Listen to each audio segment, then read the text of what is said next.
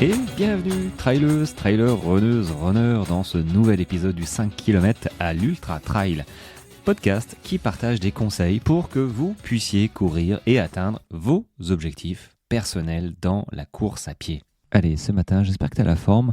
Écoute, je vais te parler dans cette capsule du contexte dans lequel on fait ce sport et surtout du contexte dans lequel on se fixe des objectifs, parce que en ce moment j'ai reçu pas mal de messages de félicitations sur mon ultra, mon 224 km ou 225 ou 220, parce que je crois qu'on a fait un tout petit peu moins, parce que c'était le parcours forte pluie et je comprends, on débriefera un petit peu plus tard, mais c'était effectivement, ça coulait de partout. Mais du coup voilà, j'ai eu un message d'un de mes coachés, Bernard, il se reconnaîtra, qui me faisait cette réflexion effectivement du contexte dans lequel on est et dans lequel il faudrait chacun faire attention en fait quand on fait sa course. Alors, c'est pas tant faire sa course, mais c'est surtout comment se fixer, à mon sens, des objectifs. On se fixe. Moi, personnellement, je me fixe pas un objectif par rapport aux autres. Et ce qui est plutôt, je pense, une bonne chose. Maintenant, je me fixe des objectifs par rapport à mon vécu, de là d'où je viens, ça fait 10 ans que je cours. Alors, c'est pas non plus foufou, mais avant, j'aimais pas ça. Donc voilà. Mais du coup, j'ai commencé par les bases, par le premier, par le 5 km, par le 10. Donc, petit à petit, de fil en aiguille, d'année en année, d'épreuve après épreuve, de course après course, oui, je sais, je connais mon potentiel. Enfin, je connais. Disons que j'ai des références, je sais à quelle allure j'ai couru, à quel état de fatigue j'ai été. Donc, mes performances se basent vis-à-vis de mes temps à moi. Et je trouve ça essentiel de se fixer des objectifs par rapport à soi. Et c'est difficile, du coup, de se fixer des objectifs en termes de classement, tu vois, en disant, moi, je vais être dans les 20 premiers. Si c'est ça, par exemple, moi, je t'engage sur une course à regarder les temps des 20 premiers et à te fixer un objectif de temps. Parce que d'une année sur l'autre, ça se trouve, c'est pas les mêmes temps, très clairement.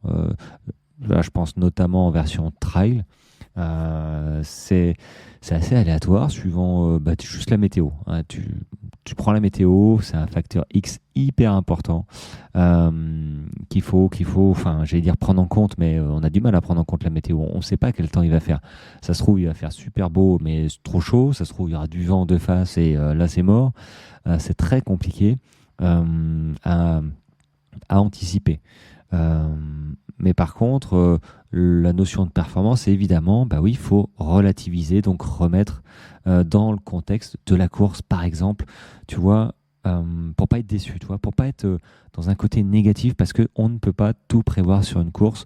Par exemple, moi, j'avais prévu entre 42 et 48 heures. Bon, globalement, parce que je m'étais dit, tiens, le Grand Raid des Qatars, que j'ai fait fin octobre, c'était 160 km, 6500 mètres de dénivelé.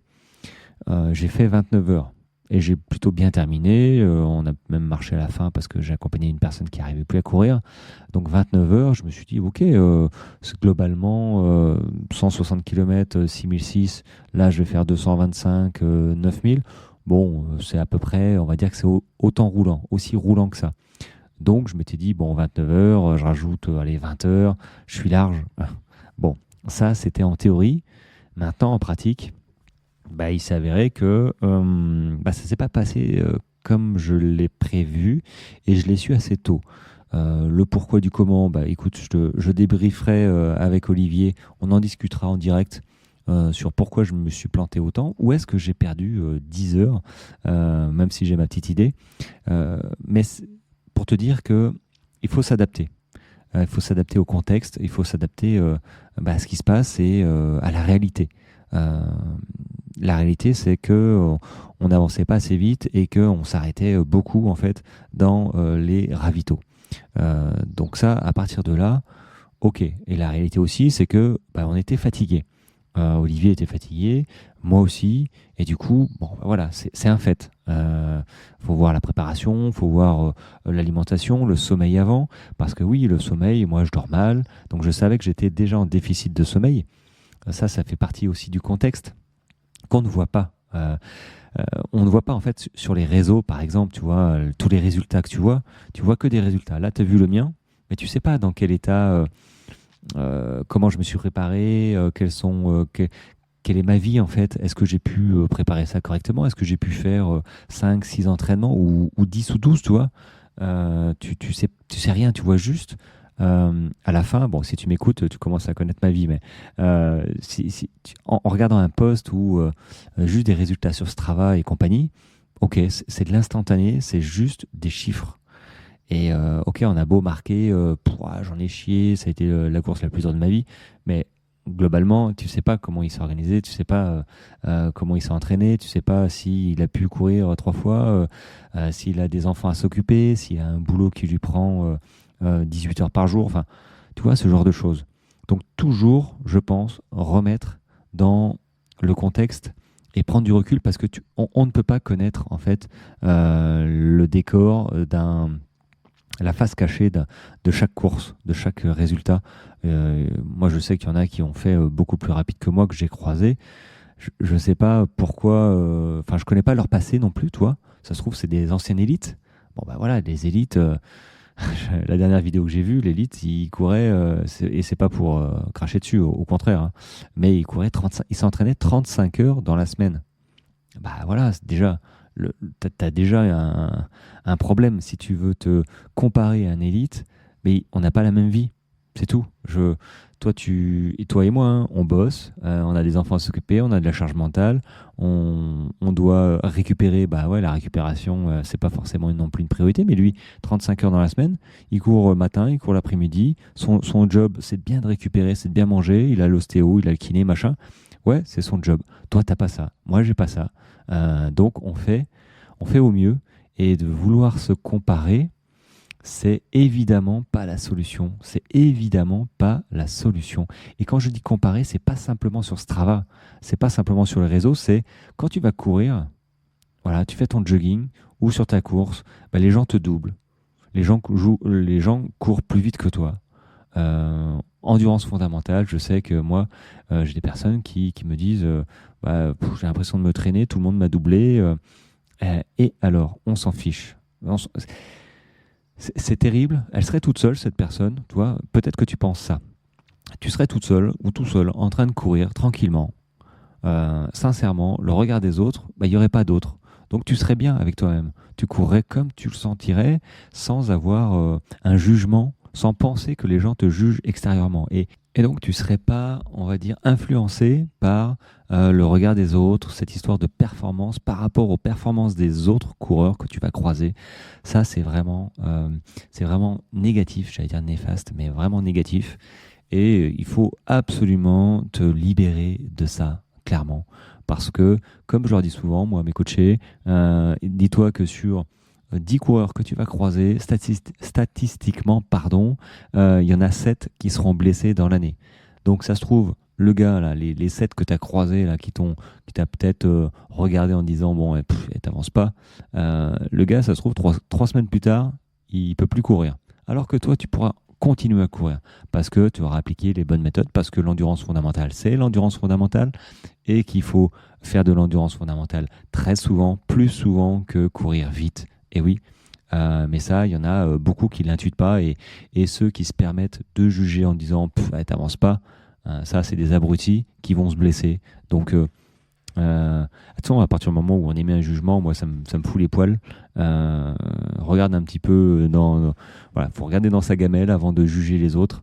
Regarder un petit peu ce qu'on fait.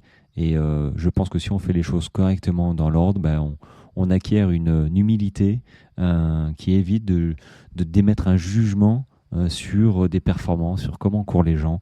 Moi, j'aimais pas de jugement. Parfois, je te cache pas, hein, parfois je dis oula, quand je vois quelqu'un courir, de suite, j'ai le regard qui dit aïe, ça va pas le faire.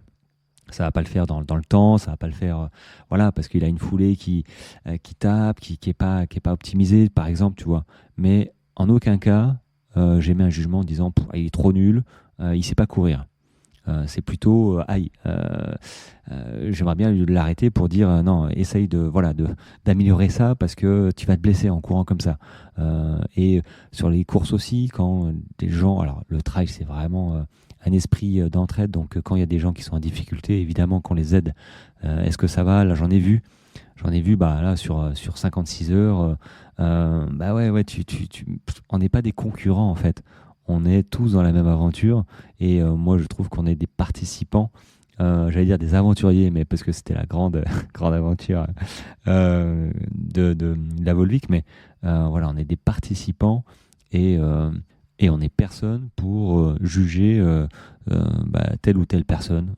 On est personne. Voilà. Et même celui qui réussit, il n'a aucun droit de juger d'une performance ou d'une autre. Donc, pour en revenir, le contexte personnel est hyper important. C'est le plus important quand tu veux te fixer des objectifs réalistes. Fixe-toi des objectifs par rapport à ta vie. Est-ce que tu es capable, par exemple, de te préparer, allez, t'envisages un marathon ou un semi en disant, allez, je veux faire tel temps qui est, je veux dire, performant par rapport à tes anciennes courses. Tu sais que, ok, c'est un challenge de parcourir ce semi-marathon en tant de temps. Mais est-ce que tu as les moyens d'y arriver? Est-ce que tu as les moyens, suivant ta vie, d'atteindre cet objectif? C'est-à-dire, est-ce que tu as les moyens peut-être de courir 4 fois ou 5 fois? Parce que si tu cours pas 4 fois ou 5 fois, tu vas jamais y arriver. Ce ne sera pas possible. Mais est-ce que tu as le temps de courir 5 fois dans la semaine? X temps. Si tu n'as pas déjà ce temps parce que tu as un boulot qui te prend du temps, parce que tu as des enfants à t'occuper, parce que tu n'as simplement pas le temps de le faire, eh ben, te fixer ce genre d'objectif sans avoir les outils, sans avoir la vie, sans se donner les moyens possibles. Hein, ça se trouve, c'est pas possible. Donc, moi aussi, j'aimerais bien peut-être, tu vois, faire comme Casquette Verte, 33 heures sur un ultra comme je viens de faire. Mais j'ai pas le temps, moi, de courir pendant comme il. Alors lui, il bosse, je crois. Bon, je sais pas si c'est un bon exemple, mais je peux pas avoir un planning d'athlète. Donc je sais que j'arriverai jamais à courir aussi vite parce que je sais que je n'aurai pas toutes les heures disponibles pour le faire. C'est ça le contexte en fait. C'est est-ce que j'ai tant d'heures? Est-ce que j'ai toutes les heures qu'il me faut en entraînement possible? Peut-être que tu fais un autre sport à côté. C'est ta passion. Peut-être que tu fais du volley, peut-être que tu fais du tennis ou du badminton, tu vois, ce genre de choses. Bah, tu fais quoi? Tu fais une croix sur ton autre sport pour mettre plus d'heures, plus de volume sur ta prépa marathon ou trail. Je ne sais pas. Est-ce que tu peux faire ça? Si tu peux faire ça, bon, ok, mais tout ça, tu vois, ça se réfléchit. Et quand on voit effectivement les résultats sur les réseaux sociaux, bah, tout ça, c'est hyper opaque, j'ai envie de dire. Tu vois rien, tu sais pas l'entraînement, tu sais rien du tout. Donc, c'est à féliciter, clairement. Hein, moi, quand je vois des belles performances ou des gens qui ont fait on félicite évidemment parce qu'on sait quand même le travail que ça demande de courir un semi, de courir un marathon, de courir un 60 km, un 80, un 100. Même quand on ne termine pas, on sait les efforts qu'il a fallu faire pour atteindre quand même X kilomètres. De s'engager, c'est déjà une pression. C'est déjà une pression en fait de simplement s'engager sur une course. On se met tout seul la pression, puis après, quand on communique comme moi sur les réseaux, je me mets la pression, pas du résultat, mais je peux pas dire 2 semaines avant, finalement non, j'y vais plus. J'en ai parlé à la terre entière et bon, j'aurais l'impression de me dégonfler et puis là, bon, c'est nul. Mais du coup, toi, c'est une pression. Est-ce qu'elle est saine ou malsaine? Je sais pas, mais elle est là. Donc, il faut réussir à gérer cette pression. Mais cette pression, finalement, ça revient au même que ce que je dis tout à l'heure, c'est le regard des autres. Soit tu y mets de l'importance, soit tu y mets pas d'importance. Tu expliques simplement pourquoi ça s'est mal passé, pourquoi tu as renoncé, pourquoi j'ai pas fait le temps que j'ai voulu. Voilà, c'est tout. C'est comme ça, c'est humain. Il n'y a pas à se cacher derrière une image je sais pas, de performance, Enfin, moi, c'est comme ça que je vois la chose et je me cache pas derrière ça. Donc, dans cette petite capsule, c'est vrai que j'aimerais mettre le doigt sur le contexte qu'on ne voit pas de chaque course que tu vois sur les réseaux, sur Strava, sur peut-être tes potes dans la vie de tous les jours. Tu connais pas forcément leur planning, tu connais pas leur vie et peut-être que ils ont beaucoup plus de temps. peut-être qu'ils ont eu une autre opportunité, plus d'opportunités de s'entraîner, je sais pas, toi, tout ça, on peut pas le deviner. Et c'est là où moi je t'encourage à te fixer des objectifs réalistes par rapport à ce que tu es capable de t'entraîner en termes de timing, hein, en termes de temps. Et puis évidemment, réaliste par rapport à ton parcours, d'où tu viens, quelles sont tes aspirations, pourquoi tu veux faire cette course, est-ce que tu as suffisamment de motivation pour t'engager sur telle course. Tu vois, là, le 225 km, je me suis posé la question, j'aurais pas eu cette motivation, évidemment, je ne l'aurais pas terminé. Je pense que je ne l'aurais pas terminé parce que sur ce genre d'épreuve, il y a un moment où ça va pas bien, forcément, et moi, ça a été pas bien assez vite, trop vite d'ailleurs, comme pour Olivier, mais on n'a pas lâché l'affaire parce que voilà, on n'est pas non plus j'allais dire des premiers lapins, des jeunes lapins, mais voilà, on n'est plus tout à fait nouveau sur les ultras, et on se connaît, on sait qu'il y a des bas, il y a des hauts, ok, mais on aurait manqué de motivation en disant bon, allez, on tente. Non, il n'y a pas à tenter, tu réussis, sauf si tu es blessé, tu termines. Réussir, pour moi, c'est terminé, tu vois. Et sur un ultra, c'est évidemment ça, réussir, c'est terminé. Et après, on franchit des steps, hein. Ok, on commence à se connaître, ok, on peut commencer à courir plus vite, voilà, ce genre de choses, mais ça vient petit à petit.